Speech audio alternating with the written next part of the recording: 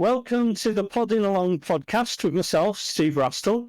I've got another guest this week. It's Jason. Jason's another tech guy like myself, started and built businesses. But rather than me talk about that, I'm going to let Jason tell you a bit about himself and what we're going to talk about today and how he's started a couple of businesses and grown them successfully. Jason, could you let the listeners know a bit about you? Hi, Steve. Thank you very much for having me. I'm Jason. I've been involved in 3 companies and I've actively started 2 of them. Started 2 of them on my own. So I'm a solo entrepreneur for both. The first company I started very young, about 15 or 16, and it was all to do with music, so amateur music. And this is in the days of sort of dial-up internet. So it was definitely a different world than it is today with tech. I started another company in around 2006, which is the company I run today. I started it on my own. I met my now CTO around 2008. And as of this month, we're like 100 people now. We've grown to 100 people. So it's been quite a journey, a good one, and definitely learned a lot on the way. Well, I started on my own as well. And some people like to start with a partner. A guy I spoke to last week and know quite well, they both founded together. Was it deliberate that you did it yourself or have you always thought, I do need someone else, but there wasn't anyone?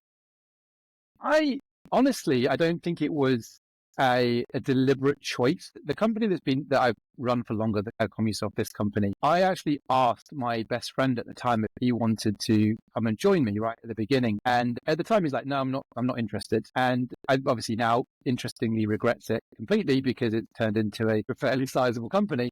But I honestly think for me, it was one of the best sort of things to happen simply because I'm quite opinionated.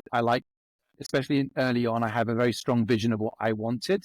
And I think if I had a co-founder that owned 50% or a sizable, portion of the business, that would have maybe diluted that vision. And therefore it might not have been successful. It might have been more successful. I guess that's hindsight. What I did have, as I said, was I met our now CTO 2 years into starting the company. And he has been somebody that's almost replaced that sounding board, that person you can bounce ideas off. And so for me, I've sort of had best of both worlds. I was able to set clear vision and a clear idea from the beginning, but still had that person that I've been very close with and I talk to every single day. Yeah, I think you've been lucky there where you've almost got it through a secondary piece, haven't you, by getting that in ends? Because you did, was it Aprillo? Yes. Aprillo I started around 2016. It was, the response was, I wanted to see whether I could fit a Wi-Fi chip into a boiler. That was basically the idea.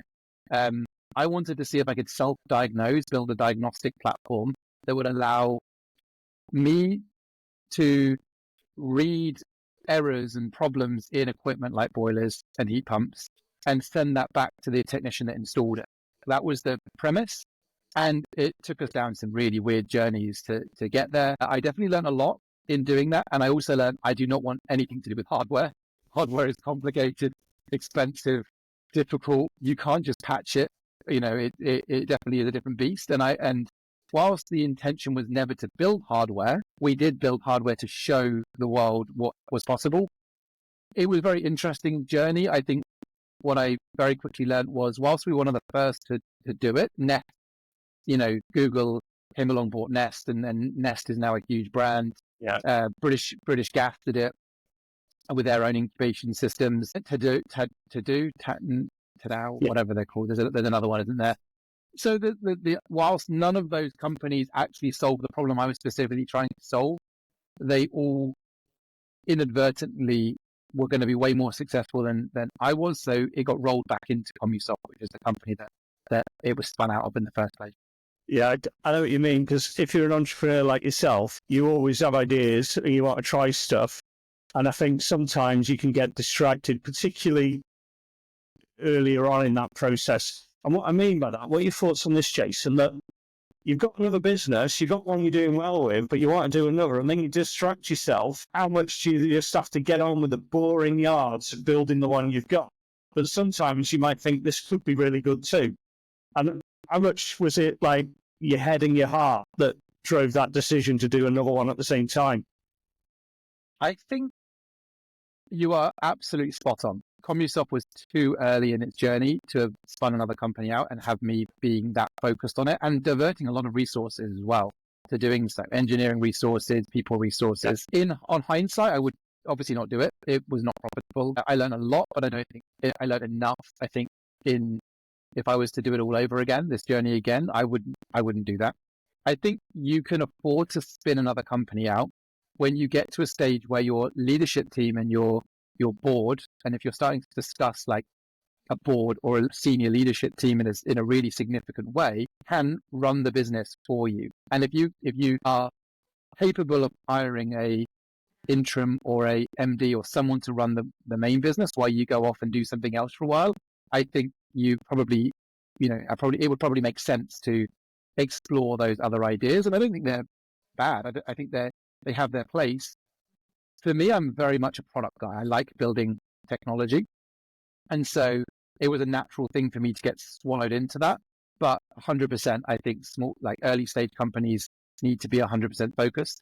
And I actually have a friend who runs a finance company out of Europe, and he has the same problem. He's very good at his core business, and it was being very successful. And he ended up spinning out mortgages and all sorts of other things, which ultimately diverted his attention from his core business. And I think probably slowed down its growth and diluted maybe its impact because he didn't have the leadership structure in place to continue to push that business really strongly. And I think younger, earlier developed businesses need the sort of passion that comes from somebody that's living and breathing it every day and being, and owning it to really make an impact. Yeah, I've been there myself and had those outside distractions and what you want to do in a slightly different way. But one thing I think I picked up on there is if you think that through, sometimes do you feel that, and this is maybe going quite deep, but you get a product market fit or however you want to describe that, the business is going, it's growing, something's right, you can make sales, you put marketing in, sales come in, people are happy and it's going forward. When you sometimes look for other things, is it because that isn't quite right? Or is it that that's there? Because often if you've got that, you say, how do we make that go faster? What was the prompt, you think, that made you look at an associated thing, even though you shouldn't do it? I think if I'm going to be honest with myself, it was never that decisive. It was more of a rabbit hole. So the idea was that Commusoft wanted a feature to do with connecting equipment to the internet. And theoretically, it was like any other at the beginning, it was like any other feature we wanted to develop. And very quickly, it turned into a monster. And that was the problem. I think it wasn't like I went into the conversation and said, I'm going to spin a new company out and it's going to do X. And it's totally different to my core company. If anything, it was the opposite. It was more like my core company wanted a feature because they felt like it would enhance its core products. And then by going into that and starting to think about that and hiring people to help with it, and then starting to speak to other buyers and suppliers and things like that, and then getting funding. There was grants available because it was an IoT project, and at the time it was very a trendy thing to get into. It meant that I almost had to spin it out to get some of these grants, to speak to some of these people because they wanted to see this thing as a entity in itself. And we very quickly realized, well, if you want to put hardware into a boiler, it needs to have a value to the person paying for the hardware. And it was a rabbit hole that went on for about 2 and a bit years before I had the sense to say, let's stop. And I think that's probably the hardest thing for especially product people, but entrepreneurs generally, is just put the brakes on and say, look, we've lost money on this, but stop, reset. This isn't working. Let's cut it off, cut off this dead piece and move on to something that does work. And I think that's challenging because you put a lot of effort and a lot of passion into something and then have to admit that it didn't work. I think could be difficult, but I think at the same time is the sign of good decision making. Yeah. Otherwise, you could spend years on something that would never work and it could cripple everything else. So I think, look, big companies have done that. If you look at Amazon and their phone, it was out for all of 5 minutes before they killed that product because they realized it wasn't going to work. And I think in the case of Aprillo, we learned a lot. I experimented a lot with technology and IoT technology in particular. And I think if we ever went down that route again, I would be in a better position to do it. But it was, as I said, it wasn't a specific choice to start a new company. It was definitely more of a sort of one decision led into another that's snowballed into what it then became. Yeah, I think there's the summary lesson there is it's all right to try stuff, but know why you're trying it. And if it's not working, don't flog a dead horse, as I say, Yes. maybe those and get out. But we're talking a little bit there about Commusoft. So when we said too much there, can you just frame what the business does for us, for the listeners, and just give a shape that then we can structure the rest of today? Yeah, of course. Got where you were. Yeah, so Commusoft is a software as a service company. We sell sales and job management software to trade companies. So a typical client of ours might be a plumbing and heating company in the UK, or a company that focuses on renewables, like installing solar panels or heat pumps. We help them with everything from the initial inquiry all the way through quoting, job management, schedule dispatch, keeping track of which jobs you're doing, invoicing jobs, taking payment, financials, stock and inventory. So it's quite a big, broad product, but it's effectively the operating system for a trades company, and it's what they run their businesses off. Okay, and I'm thinking, right, you started in 06. .NET was a very different version. I don't know what it was written in. Six, I think it was 5 or 6 at the time. So, right, so I've got this word coming to my mind. I'm thinking legacy code, and we're still running today. How have you transitioned that code base? If it's SaaS, it's probably in the cloud. How did you make that decision of it? And where was that pain? Yeah, it's okay. That's a good one. It's a good question. So when I started Commusoft, I wrote the first version myself, and it was written in, thankfully, cloud-based technologies. Predominantly at the time, it was PHP and jQuery. That was the sort of go-to stuff. There was ASP.NET, if anyone remembers that back in the day as well, 2006. Well, I'm glad I didn't write it in that, but yeah, PHP and jQuery was the sort of key thing.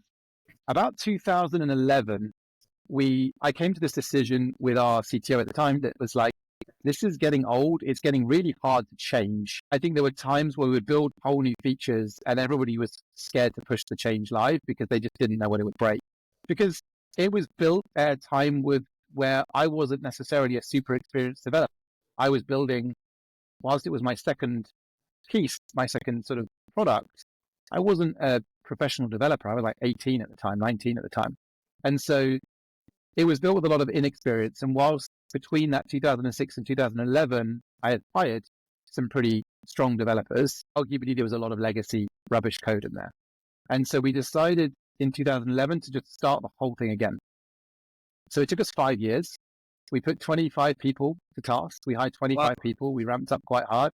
And we rewrote the entire application from scratch, every single part of it. Nothing was kept. And then we spent from 2016 to 2020, migrating every client that was on the platform, to the point where I had an engineer who is still with us, thankfully, today, every weekend, 4 years, run migrations for clients and all the upset that comes with that. So it was hard. There was a few dark years of client going across and, not reading what we'd sent them and not being prepared and, all the rest of it that comes with a project like that. But now we're on a very modern platform. It's using very modern tech. But the reality is the way tech moves is that it changes so frequently. I mean, if you look at Angular's release cycle, it's like 2-3 times a year, that it's almost impossible to stay completely cutting edge, especially on a product as big as Commusoft with however many millions of lines of JavaScript and PHP code. But we have made a conscious effort to try and, even in our current product, to move it to latest versions of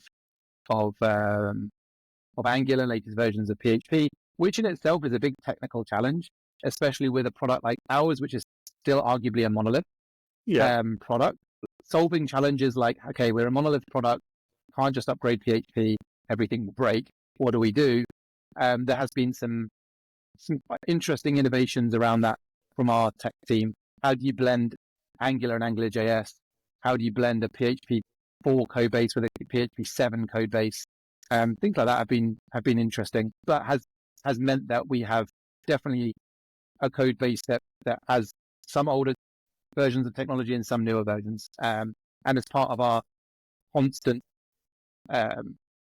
focus on improving the product, naturally that comes with technology improvements as well.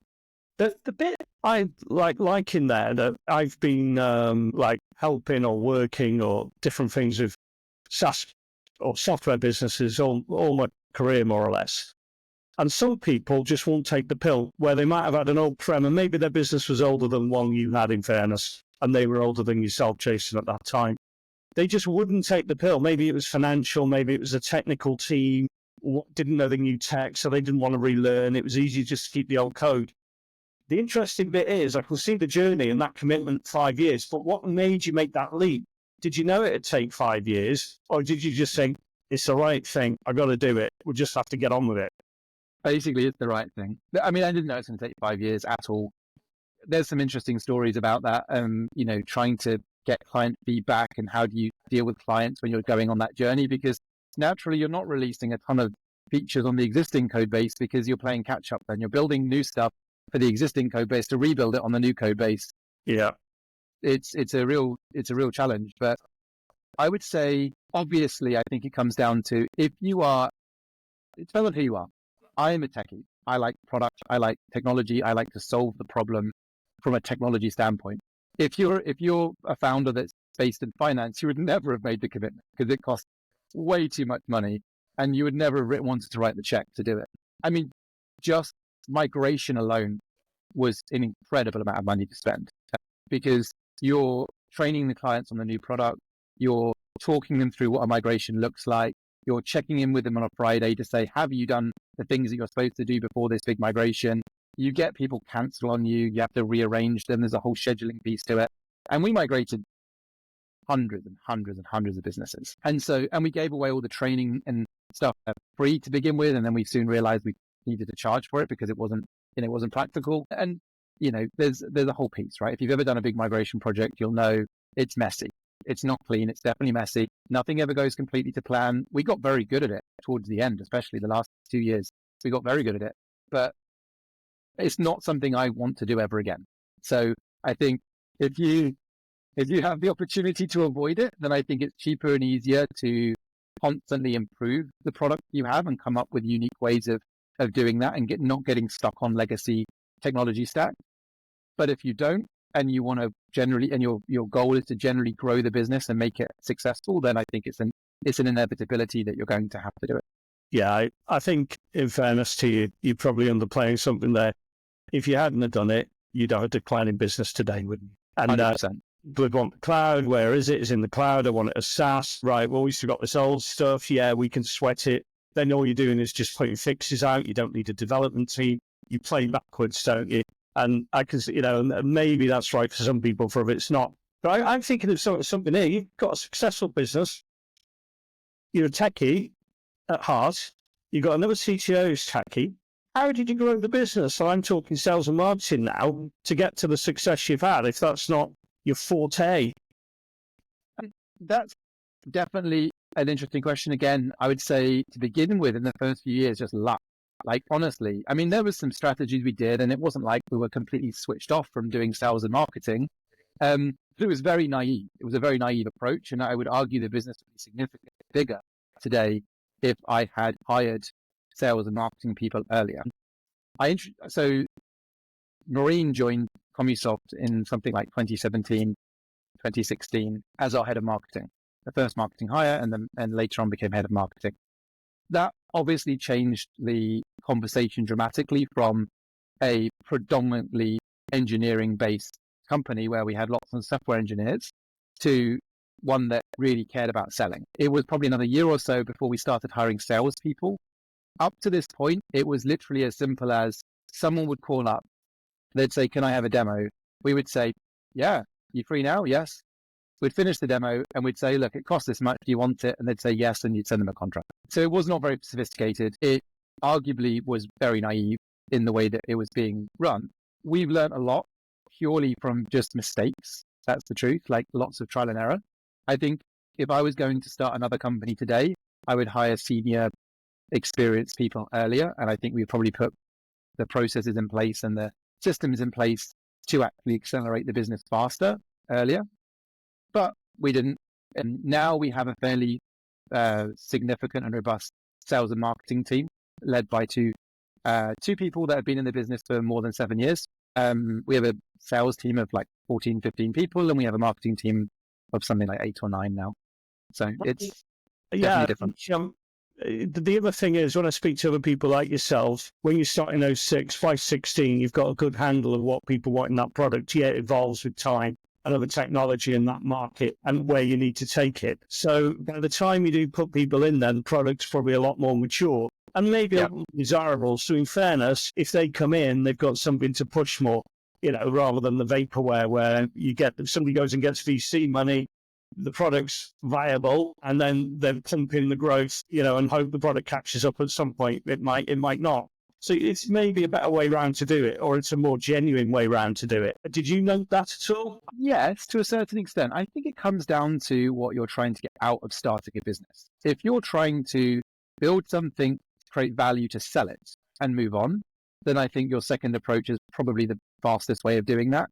Take a bunch of investment, take a minority investment, a seed round or a Series A, build as quickly as you possibly can do and market as quickly as you possibly can do, build value in 5 years and sell the whole thing. That's not been my journey at all. That's not been what I've been interested in either. To me, product valuations is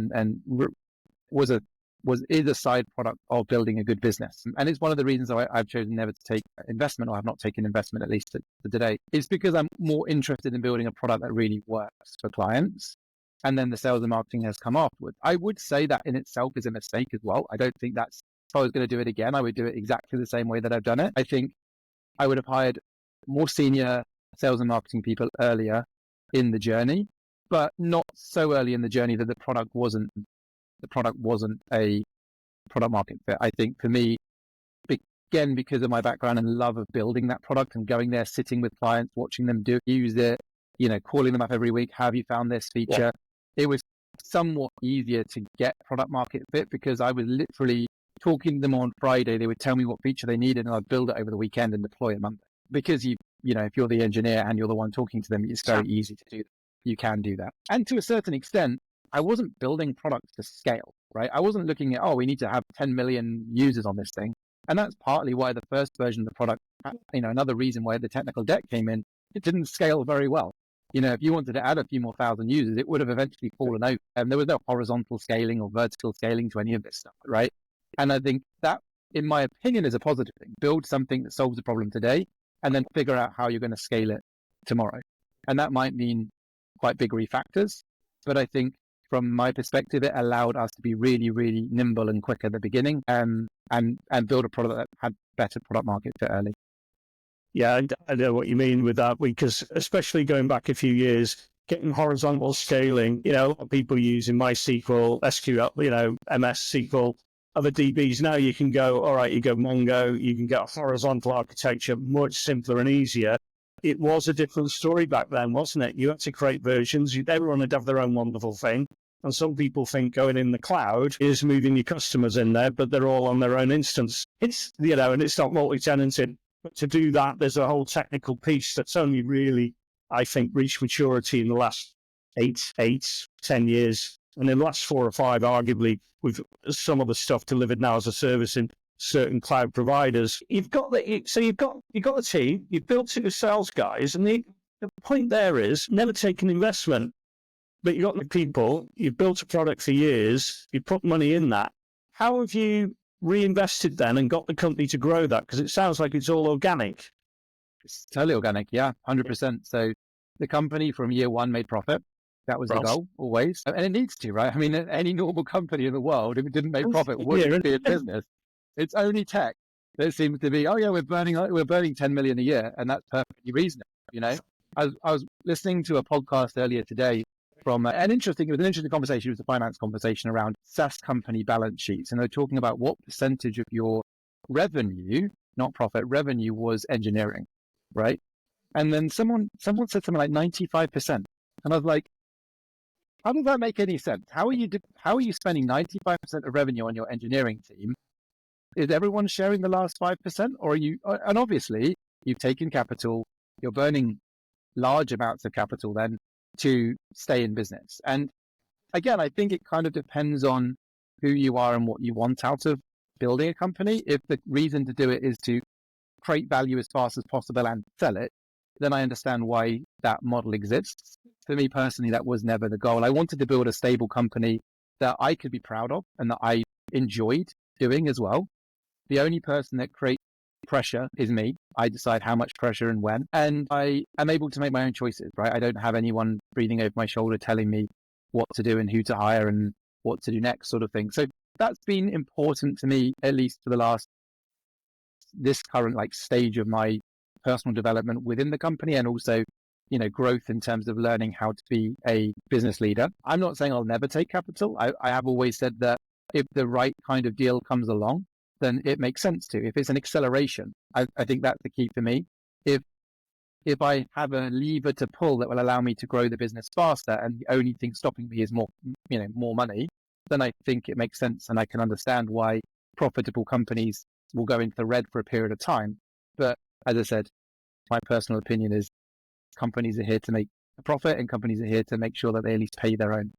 I'm on the same page with you there. I started with no money, built it organically, never taken on investment. On the third business, middle one was successful. First one did well, made money out of, and then I've got this one. So I know where you're coming from, and I think the world's changed as well. Though. How do you feel about this, Jason? You're saying, this I take a few things from what you've said. Number one, anybody who's saying they're spending 95% on engineering is either trying to pretend to the customers listening that they spend all the money on making a good product, either don't know the numbers or are making it up. That doesn't. I think the argument probably is in a product market fit, and they're pivoting like crazy every 5 minutes without solid direction. And so it's easy to spend a lot of money on engineering if you don't really know what you're building in the first place. And I think that is a very tricky problem, right? I think I would argue it's become more tricky for Commusoft the bigger we've got and the more clients we've had, because there are bigger stakeholders, people with different beliefs about how certain things should work in our product, and therefore it becomes naturally more complicated to try and satisfy a bigger, a bigger client base. But yeah, if you're spending 95% of your revenue on product, I think, as you said, you either don't know your numbers or you haven't got product market fit and you're pivoting all the time. Yeah, I think you're giving a kind answer there, and it's probably the accurate one as well. There'll be all of that and above, won't it? And the other point that came out in what you said was you didn't want to take on investment, and we talked a little bit earlier about you grow like crazy, you build viable products, you do all that. Those days are not quite what they were, because money costs more, suffering because of that. Valuations are going down. Building SDR teams, like we were saying in 16, you need the money to build these teams out. You can use a lot of tooling now to do that, what I'd call SDR prospecting work. So you can run a smaller sales team. We do that. I think I'm excited about all that world. That's changed it from running large sales teams, which I've done in the past. So maybe you've done the right thing, because anybody who wants to do it the other way at the moment, it's not what it was. And then hitting the valuation is not what it was. Entrepreneur's relief is probably not going to be what it was. Capital get, and there's all these factors now. We're building a good business long-term and building value come into it. Said a lot there. What stood out for you? I mean, so you talked about two things there for me, was the changing landscape for venture capital money or PE-backed money, right? That's one thing. I think the biggest challenge or the biggest thing I see with founders that have taken money and therefore need to take money again to either exit their existing investors or to, because they're burning capital and they need to raise in order to stay afloat, is that if you started that journey 5 years ago or less than 5 years ago, you would have been in a really positive position. You're talking about, companies with double-digit valuations, right, on ARR. And then all of a sudden you're talking about half that or less than half that in some cases. You're either going to end up losing most of your business to giving it away to investors. And then I would argue, what's the point? I don't know if there's any should you be proud about saying I've exited a 15 million pound business, but I made like 300 grand out of it? I don't personally think that's like a positive thing. I think if you do anything like what I do, which is crazy hours, stress, and everything else that comes with running a business, you're putting a lot of risk you're risking a lot, personal relationships, time, and money in many cases, if your own money, if you're starting. And that then speaks to the second thing you said, which is taxation, right? The kind of proposed taxation. I suspect it will be. I suspect if you ask the wide majority, they won't care, because most people don't start businesses, and therefore they won't be affected by entrepreneurs relief or capital gains, because most people will never fall into that remit. I think the risk is that if you create a business that's big enough and you want to exit, and you're talking about taking a fairly large stake, that if you were smart, you would plan to do it outside of the UK. And I think that's the challenge the UK will face, which is, will it encourage entrepreneurs to domicile somewhere else and build businesses that are global? Because it's quite easy to build a global business now. It's not impossible to have entities all over the place and run a global entity. It's definitely easier than it was, right? With, online tools for everything from email and calendars to Zoom to, work from home, and remote working and things. And so I just worry that I worry that the consequences of it are unknown, and therefore we will introduce a bunch of taxation law that ultimately doesn't necessarily make it as appealing to start a company in the UK. Yeah, I think I completely agree with you, because it's not about putting politics here, but invariably they're on the edge of this. It's hard not to some point. But the reality is that since COVID, people have realized that you can work remotely, you can flip a business, you can change a business easily. And particularly in our space, you can, tech businesses are portable to a degree. I would argue the businesses I've done, I've always had an international flavor, from where I procured developers on my first product business to even when I did my second services one that was very UK orientated. The first one had more of a global footprint in the customers it was delivered into. And then this one now has got, we've got UK customers, but we're a US based business too, and that's booming over there. And that's a big part of what we do. And you do look at it and think, what it's got to be made attractive. Don't want to play on, the tax and everything else, but we need to encourage people as much as we can, I think, is what we're saying.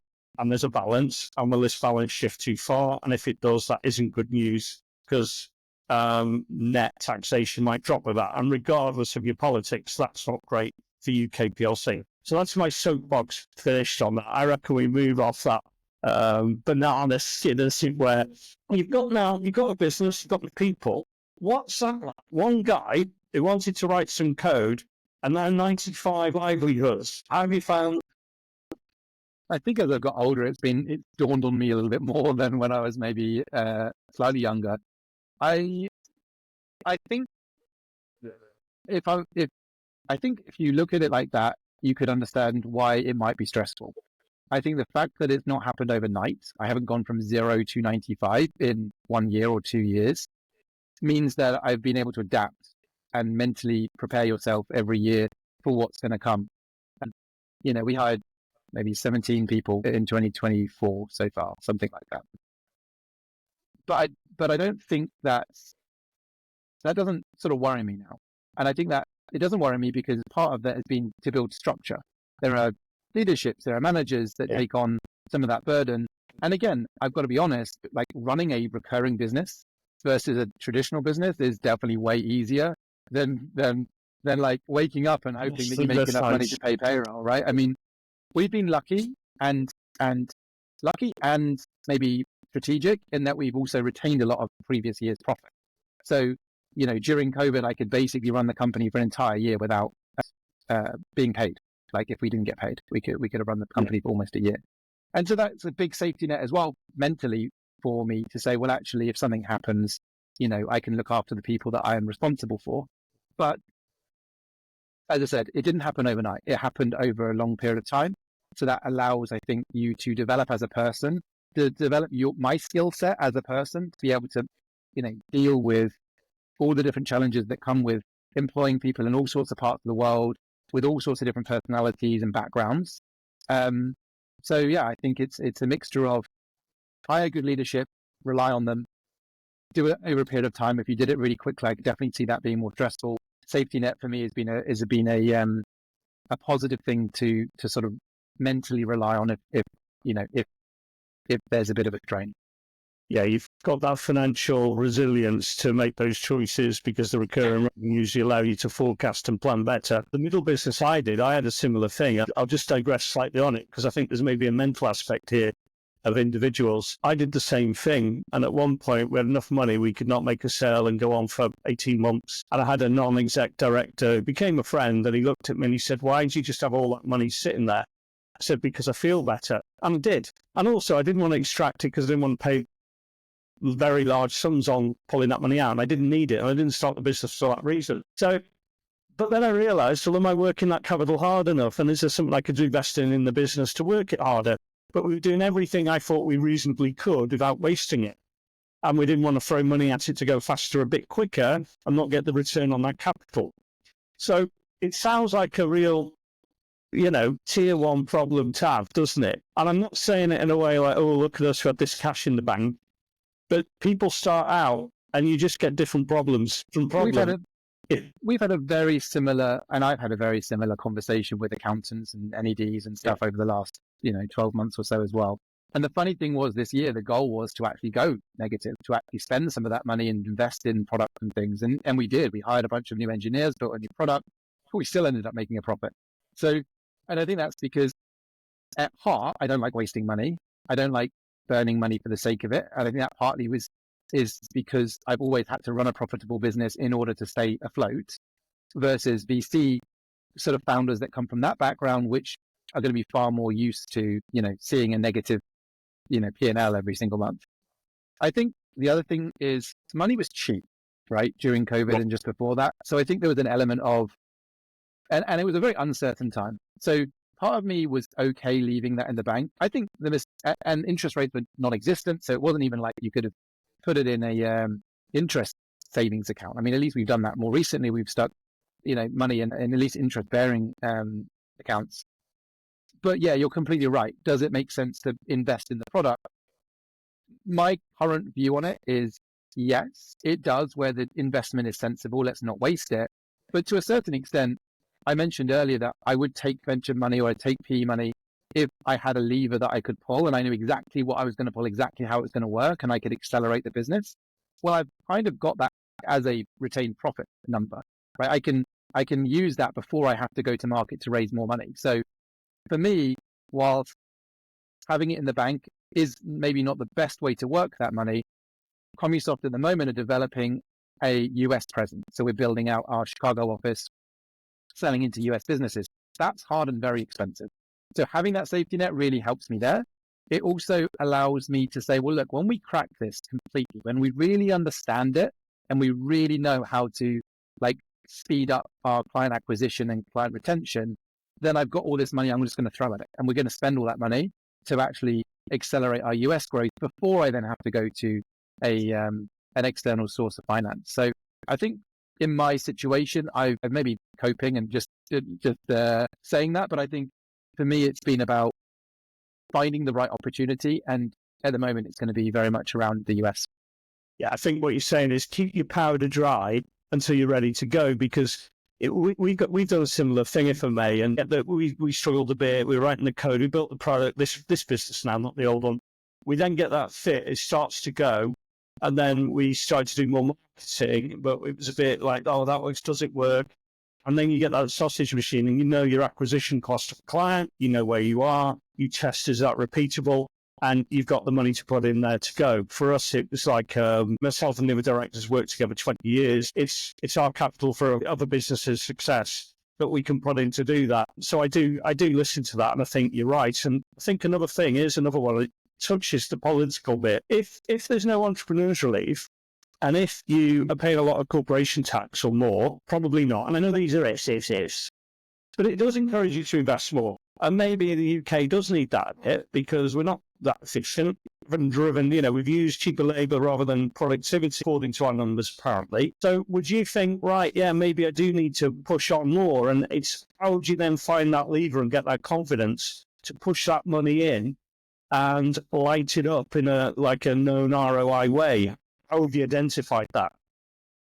I don't know if I've ever been able to do that, if I'm going to be honest. I think there's been a lot of trial and error. I think scaling a business from 0 to 1 million is hard. From 1 million to 2 million is slightly easier. But arguably still hard, and it changes dramatically, right? As soon as you get into 4, 5, 6 million, it changes again. And I'm sure my journey to 10 million and above will be different again. And so I don't know whether there's like a one size fits all, if you do this, it just keeps scaling. And I think that's partly the problem with investment, is that you could make an investment in something, people, technology, whatever it is, and ultimately it might work for a while, or it might take you to a certain point, but it's going to change again. I've never found a marketing channel or an acquisition channel that's infinitely scalable and it just requires more and more and more capital in it. At some point it stops, right? There's only so much money to spend on SEO. There's only so much money to spend on Google Ads. And so I think that's the trick. That's the tricky part. You invest in something, you try it, you see if it works, you put as much money as you think is sensible, and then you find the next channel. And I think it has got harder to acquire clients. I think that's not something that's changed for any business. I think all businesses are finding that it's more expensive to acquire them than it ever has been. And that, again, is a challenge because it doesn't give you confidence of ROI. And I think that's the game now. Yeah, I think years ago, being a tech lead was always strong and helpful. Being a marketing lead and being able to get that acquisition going, because if you're not going to use PE money to go and use acquisitions to get the customers and get the growth that way, you got to do it the hard way, like I've always done. And that means going out there, getting the marketing right, making those sales. And I've seen the same thing, that when we did this business, I felt like my marketing skills were a little bit out of date, really, because the last one, we didn't have to do a lot of that in the last few years because we're on a gradual exit, so we did enough. And like years ago, I built the first business off being in Google Ads very early. I had no money and I made that work, and that now is contained.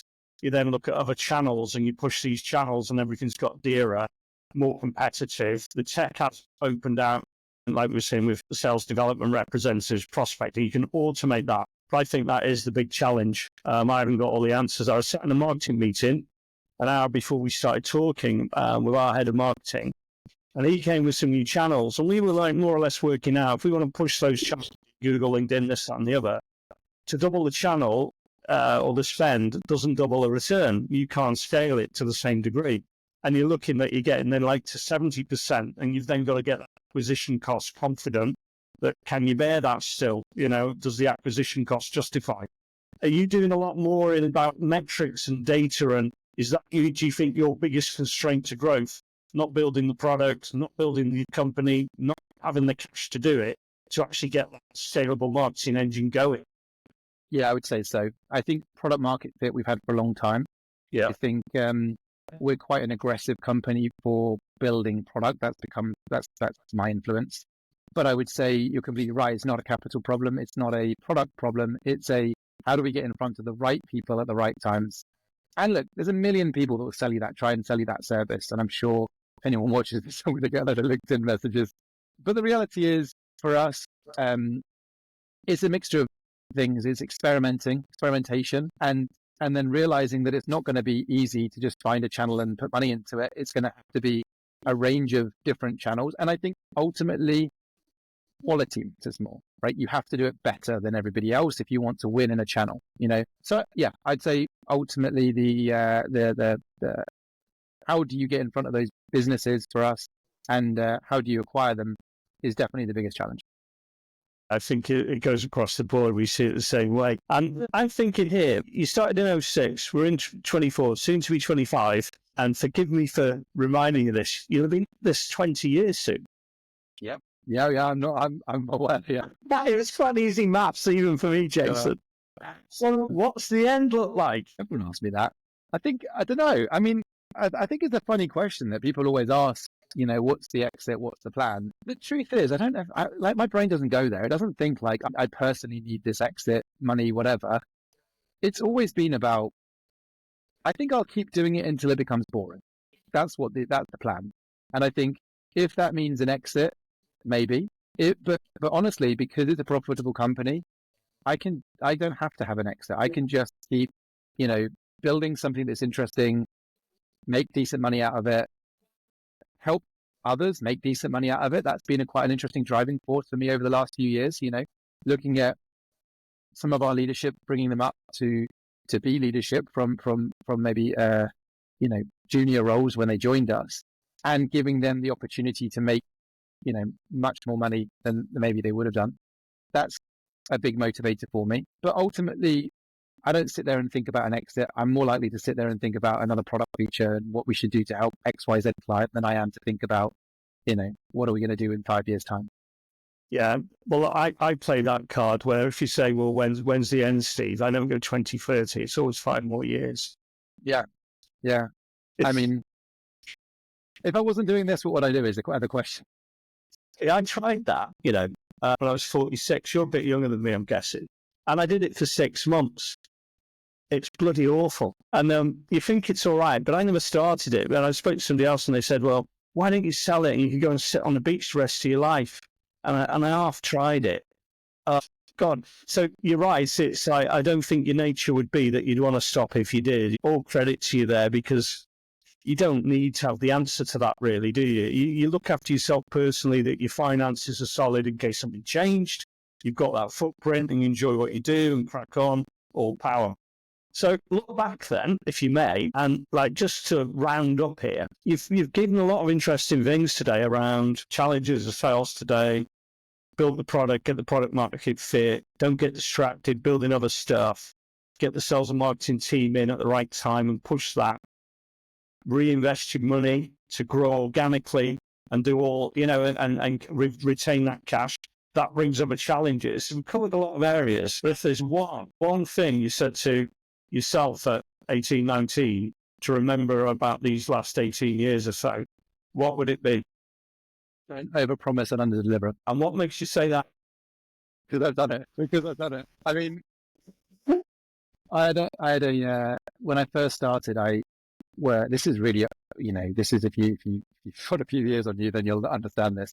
If you, back in the day when Windows CE existed on mobile devices, we were trying to build a Windows CE app. This is obviously pre-smartphones completely.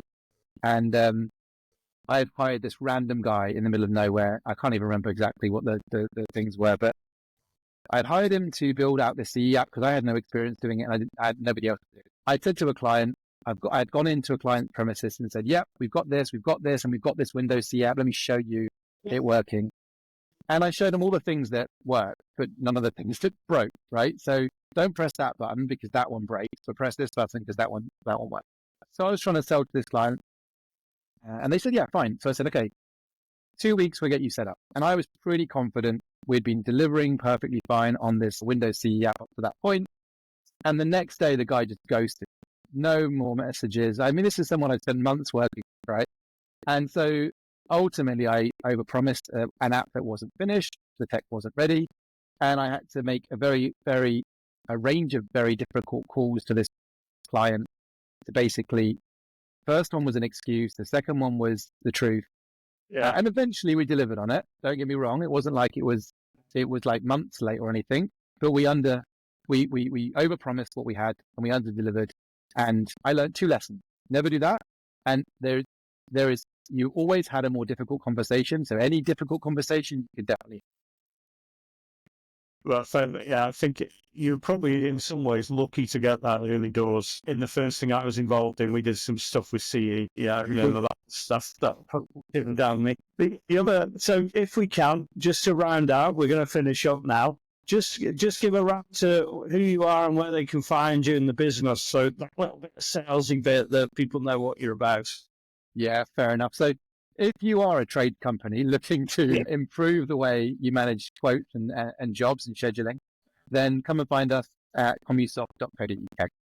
Well, Jason, thank you very much for coming on. I've overrun, but it was a good chat, so I hope you don't mind that. No, that's fantastic, Steve. Thank you. Yeah, and all the best.